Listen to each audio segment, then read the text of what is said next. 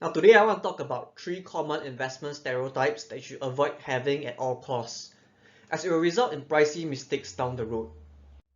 The first stereotype that we have is that the market will always go up, right? All you need to do while investing is to stay in the game and invest long term. So let us examine this stereotype from a few angles. Whenever people talk about this stereotype, they like to use this chart as an evidence to back up their views and their beliefs, right? Now what you're looking at here is the price behavior of the S&P 500 from 1920 to 2020. It's a 100-year time period. And I have a few problems with regards to the use of this chart. The first is with regards to the investment duration itself. Now, most of us who are in our 20s or 30s would only have an investment horizon of say about 25 to 30 years where we can afford to be aggressive with our investments. If you're watching this and you're in your 40s, your investment duration will even be shorter, right? It doesn't make sense for you to use a 100-year time period and base the behavior of that time period to your measly 20-30 years investment time period, right? Also, if you look closely within the charts, there were long periods of time whereby the market returned 0%. For example, from the early 1930s to the late 1940s, from the mid 1960s to the early 1990s, and also from 2000 to 2013, right? So don't just blindly base your beliefs on something that is not representative of a particular situation. Unless you have 100 years to invest, the concept of the market always goes up does not apply to you. Okay? The second problem with regards to this stereotype is the assumption that the fundamental growth and price behavior will remain the same. Now the S&P is an exception as it houses global companies that have operations worldwide. It is more of a representation of the global economy more so than a developed or matured economy itself, right? If you look at the S&P 500, you will realize that the price and the performance of S&P today is largely supported by the growth of the developing markets and not so much by the domestic US markets itself. So on to the question of, will we see a continued growth rate that we've experienced over the last 100 years for S&P 500? The answer is probably not, right? If you were to examine the developed, or rather the behavior of developed market, you can expect your investments to perform something like this. For Europe, their stock market has never recovered since 1999. That's 20 plus years. For Japan, their stock market has never recovered since 1990. That's over 30 plus years. Something closer to home for Singapore, our stock market has never recovered since the year 2008. Heck, let's throw in some blue chip stocks that everybody loves to have just for good measures, right? For SIA, the company's share price has never recovered since the year 1998. Okay? For Singtel, the company's share price has never recovered arguably since 2008. The list goes on, and hopefully by now you get what I mean.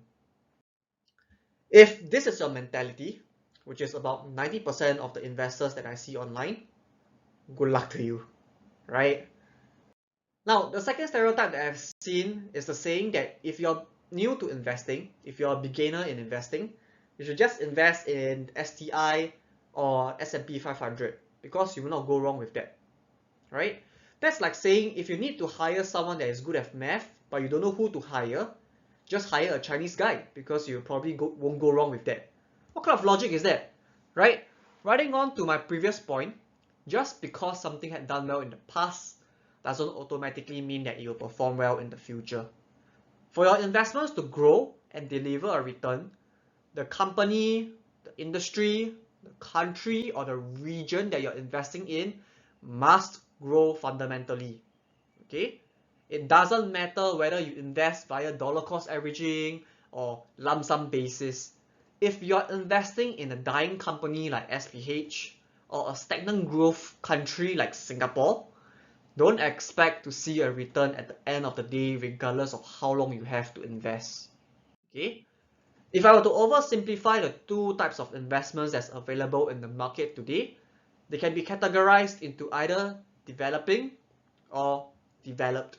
It doesn't matter whether we're looking at company, industry, country, or region, right? For things that are developing, you can expect a higher short-term risk as we go through more ups and downs during our growing phase.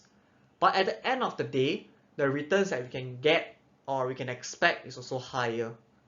For things that are already developed, you can expect your investments to be more stable in terms of price. But don't expect to see high level of returns as at the end of the day, right? Also, for things that are developed, they run the risk of becoming non-relevant and potentially replaced in the future. So you have to be careful with that. An example of companies like this are your Nokia as well as your Kodak. I mean, it makes sense, right? Just as you cannot expect an elder man to grow more than a teenager, you cannot expect a developed region to grow more than a developing region.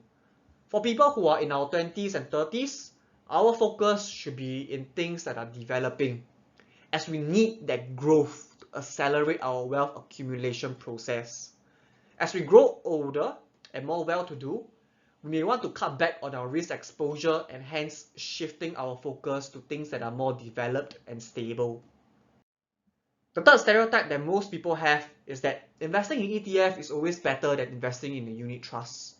With regards to this stereotype, you have to understand that regardless of whether you're investing in an ETF, and unit trusts, or mutual funds, these are just methods of distribution. Granted, there are some structural differences as well as legal differences between how this different distribution method exists or how these funds are being sold, right? But just because a certain fund is distributed and sold in a certain manner doesn't automatically make it better. You get what I mean? You have to focus on the funds itself rather than the method of distribution. Let me give you an analogy to explain this concept, right? Let's say today I'm a chicken farmer from, let's say, ABC Farm. And I distribute and sell my chicken to both NTUC Fair Price and Cold Storage. Does that mean that the chicken that is being sold and distributed in NTUC Fair Price is better than the chicken that is being distributed and sold in Cold Storage? The answer is no, right? Because at the end of the day, the chicken that is being sold, be it from NTUC or Cold Storage, are still coming out from the same source, which is ABC Farm, right? Selecting a right investment instrument is not so much different as compared to selecting the right medication. You must first diagnose the condition that you have, then you look out for the right medication that can treat the condition that you have. And then you go to the pharmacy, or rather you go and find the pharmacy that distributes the medication that you need, right? When it comes to selecting an investment product, you must first diagnose what your investment objective is. Then you go and look for the funds that is suitable for you, and then you go and find the distribution platform that these funds are distributed or sold, right? Not the other way around. Now that's all I have for the video today. If you'd like to find out how you can benefit by working with an independent financial advisor and a certified financial planner, you can reach out to me via my website. Do connect with me on the following social media platform to stay updated with future content, and you can always slide into my DMs anytime when you have any questions. I'll be happy to help. All these links that you see here will be in the description itself, so yeah, hope to connect with you all soon.